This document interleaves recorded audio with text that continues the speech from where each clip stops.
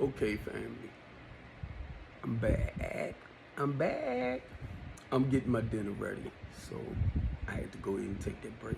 But look, like I said, this is the BMore Real Teen Talk Show, and if I had to explain it every time I come on, because I know new people is looking at my little video clips, right? As a parent, period. As a responsible, productive parent, right? And I'm so glad when my children came along. I was using when my oldest daughter was born, but now she was almost 4 when I got clean. And I've been clean a day at a time for 33 and a half years. And I just want to say this, family. I'm a grandfather now. I'm in granddaddy mode. So I'm watching my family, my daughters, my son, my nieces, my nephews, all of them that I raised, right, raise their own children. And some of them are grandparents themselves, right now. Do y'all know how they feel to sit back like I'm doing right now and be able to look over at my family and watching them do what we did with them as far as raising them? When you get in this position like this, then you will truly understand where I'm coming from. Nowhere in the world, let me say this, I'm going to sit back and I'm going to sit up here and knock you for the things that you do to try to change generational curses. A lot of us are so stuck and we're so afraid of moving forward as far as doing the right things to live a good quality of life.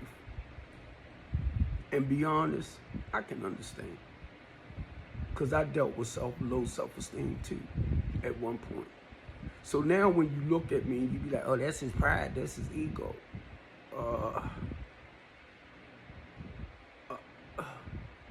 What you want it to be, low self-esteem in your eyesight? That's what you want it to be, in your eyesight. Because you are afraid to step up to the plate. And be honest, whenever you present yourself like that to me, or you turn around and you want to knock me or down me, he talk too much, he this, he that, that's not you. You don't have the courage. Listen to that word. You don't have the courage. You don't have the confidence to speak out on things. So don't get mad at a person that speaks out. Don't get mad if I sit back and I say stuff like this. When I was 11, I started smoking weed.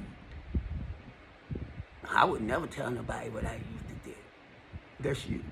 When I was 11, I started smoking weed. When I was 13, I started drinking Thunderbird. See how time changed. This is a Diet Coke, Pepsi.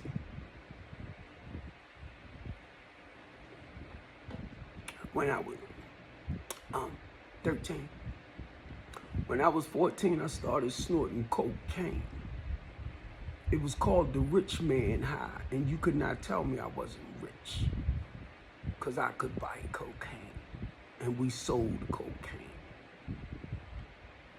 15, I started shooting dope and cane. What do a 15-year-old kid going around putting this stuff in his body? Can you understand why I created the BMore's Real Teen Talk Show? So we can talk about stuff like this. What in the freak? And my mother asked me, Steve, what is wrong with you? And then I got these marks on my arm, right? They're not there no more. Tracks. She said, what is those? I said, railroad tracks. I was so embarrassed. But see, this is what our young people That's why our young people parents do not trust their parents a lot, to come to them and talk to them and tell them what's really going on with them. Now, I'm going to make an excuse for the reason why, too. A lot of times, they don't know. Because when my mother asked me, Steve, what is wrong with you? I ain't had the words to tell her. It wasn't until I got clean. And once I got clean and I started doing some work on myself, my mother gone now. And then I began to see why I picked up. So I'm only saying this for parents. We listen to our children and we try our best not to judge them. Because they can say stuff out their mouth that will really, really piss us off. I know. Okay? But we listen. And whatever needs, like if you hear them struggling or dealing with certain crises in life like we did when we was younger and still do as an adult, but we know how to handle these things today. They don't know how to. Sometimes they act out in a very, very violent way. Some young girls, young boys, they will go and sleep with any and everybody that will come their way to sedate their feelings. I did it. And once again, when you find yourself running around sleeping with different boys and different girls, and you are young, you have no self-control and discipline in that area, you can become an addictive sex addict like I did.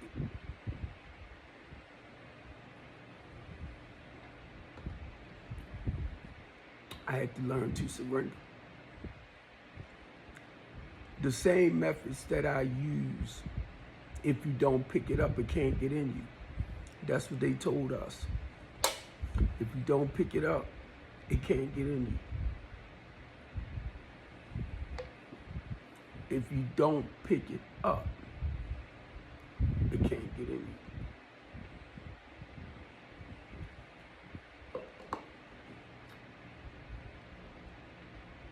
I used to watch them say that at the meeting, right? And they would pick it up, and it wasn't clicking. It took a while, family, to click in. If you don't pick it up, it can't get in you. Then I had to start using it in the sexual area. If you don't get it up, then you don't have to chase after this one, that one, that one. You can't put it in there. If you don't, I ain't talking about no erectile dysfunction either, okay? If you don't get it up, you can't put it in there.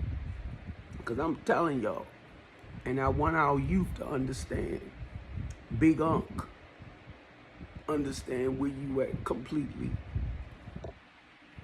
That's why I pay a lot of attention, and my children are adults now, to my adult children.